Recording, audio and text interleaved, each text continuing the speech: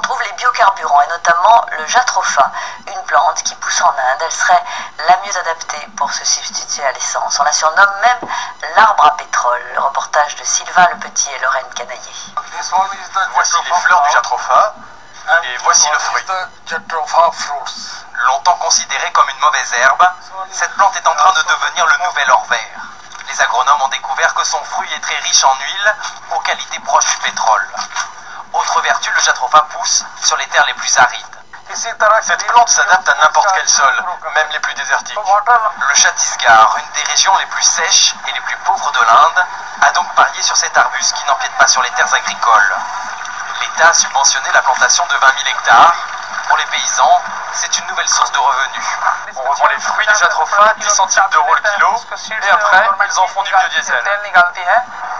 Plus d'une centaine de raffineries ont déjà vu le jour à travers le pays. La transformation est des plus simples. Comptez 4 kg de graines de jatropha broyées pour obtenir 1 litre d'huile vendue 40 centimes d'euros, ce qui en fait le biocarburant le moins cher du monde. Voilà l'huile qu'on récupère ici, c'est du biocarburant. Filtré, on peut l'utiliser directement dans les moteurs diesel. Une huile qui aurait toutes les qualités s'il n'y avait un bémol. Pour l'instant, le biocarburant est difficilement transportable car il ne se conserve pas. En attendant que les ingénieurs indiens trouvent la bonne formule, les consommateurs sont donc obligés de faire le plein directement dans les usines.